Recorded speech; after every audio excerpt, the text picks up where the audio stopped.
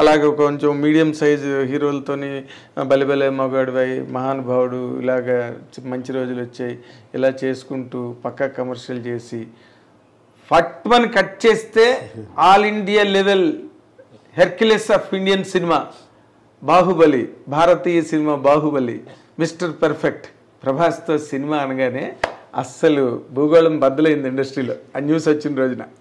అసలు అది ఎలా జరిగిందండి? న్యూస్ మేమే ఇవ్వలేదండి. మీరు ఇవ్వలేదు, సోషల్ మీడియాలో ఎవరు న్యూస్లు ఇవ్వకుండానే అది జనరేట్ అయిపోతుంది. దాని గురించి ప్రత్యేకంగా పెట్టుకుందాం సార్ ఒకసారి. అంతేనా?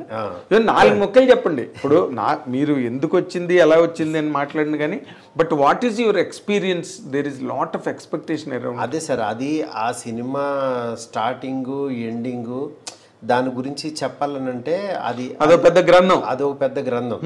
అదేంటంటే అది ఇంత సింపుల్ గా మాట్లాడే విషయం కాదు.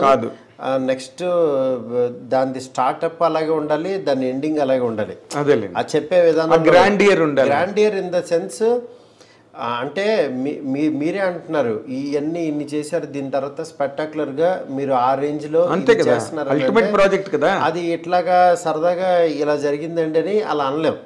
ఎందుకంటే దానికి ఆయన ఏమి నమ్మాడు, నాలో ఏం చూశాడు, మా ఇద్దరం కలిపి మేమేం ప్రపంచానికి చెప్పదలుచుకున్నాము, ఆయన ద్వారా నేనేం చెప్పదలుచుకున్నాను, ఇవన్నీ ఒక పెద్ద ఇది ఉంటుంది.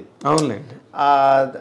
దాన్ని యాక్చువల్గా డెఫినెట్గా ఏదైతే ఎక్స్పెక్ట్ చేస్తారో దానికి 1% ఎక్కువ ఇస్తాను తప్పించి 1% కూడా తగ్గించినని మాత్రం ప్రామిస్ చేస్తాను నేను. Very nice. అది వెరీ నైస్. ఎందుకనంటే వేరే వాళ్ళకి ఆయన వాల్యూ ఎలా తెలుసో నాకు తెలుసు. వేరే వాళ్ళకి ఇప్పుడు చాలామంది అనుకుంటారు, ఫ్యాన్స్ కానీ వేరే వాళ్ళు కానీ యాక్చువల్గా మా హీరోతో ఎలా తీస్తాడో, ఇతని దగ్గర నుంచి ఎలా అనుకుంటున్నావు, ఇవన్నీ ఎక్స్పెక్ట్ చేస్తున్నావు, ఇవన్నీ ఎలా అనుకుంటారో, వాళ్ళకంటే 1% ఎక్కువే ఉంటాను నేను. అలా ఎక్కువ ఉంటేనే యాక్చువల్లీ ఈ స్థాయిలో ఉండగలుగుతాను. ఇది మీ ఫ్యాన్స్ అవ్వచ్చు, వేరే వాళ్ళు అవ్వచ్చు, మళ్ళీ హీరోకి అది నచ్చజెప్పి ఆడియన్స్కి ఏం కావాలో అది ఆయన దగ్గర నుంచి డ్రా చేసి వీళ్ళకి ఎలా చూపించగలుగుతున్నాం, ఆ మీడియేషన్ నేను ప్రాపర్గా చేయగలుగుతున్నానా లేదా, ఆ పాత్రని నేను చేయగలుగుతున్నానా లేదా అనేది నా మనసాక్షికి తెలుసు. అది త్వరలో మీకు తెలుస్తుంది. అదే అంతే. సింపుల్. కానీ ఒక చాలా వెరీ వెరీ ఇంట్రెస్టింగ్ ప్రాజెక్ట్ అండి ఇది. ఎందుకంటే ఒక పక్కనేమో అవతల మీకు కాదు, నాకు కూడా ఇంట్రెస్టింగ్ కదా. మరి మీకు ఇంట్రెస్టింగ్ కదా సార్, మీకు అసలు ఇప్పుడు అది చాలా పెద్ద సావనీర్ అంటారే. అవును, ఇట్స్ బిగ్ సావనీర్ సార్. ఒకటే సార్, బిగ్ సావనీర్ అనుకుంటే అది బిగ్ సావనీర్ సార్. అది ఒక పని అనుకున్నాం అనుకోండి, అది 18 అవర్సే కష్టపడతాం సార్. ఇప్పుడు సీఎం కైనా 24 అవర్సే, నార్మల్ వాడికైనా 24 అవర్సే.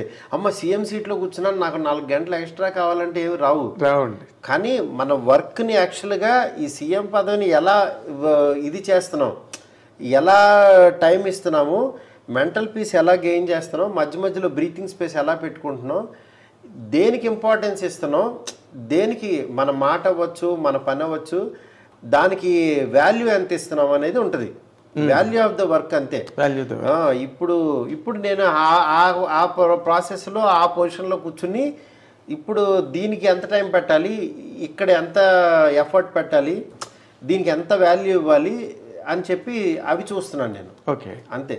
Very nice. అంటే ఒకదానికి మాత్రం మేము ఐ డ్రీమ్ తరఫున మీకు థ్యాంక్స్ చెప్పాల్సిన, నేను నాగేంద్ర కుమార్ జర్నలిస్ట్గా కూడా నేను మీకు థ్యాంక్స్ చెప్పాలి. అదేంటంటే నార్మల్ మైండ్ సెట్స్ ఎట్లా ఉంటాయంటే, ప్రభాస్ రేంజ్ ప్రాజెక్ట్ చేస్తున్నప్పుడు వాళ్ళు అంత తొందరగా అసలు యాక్సెస్ అవ్వరు, మాట్లాడరు, ఏదో అసలు ఇంకా అల్టిమేట్ ప్రపంచాన్ని ఓపెన్ చేస్తున్నట్టుగా. కానీ మీరు అందుకే నేనేమో ఓపెన్ చేయలేదు, దాని గురించి ఏం చెప్పలేదు. బట్ యాక్చువల్గా నేనేంటంటే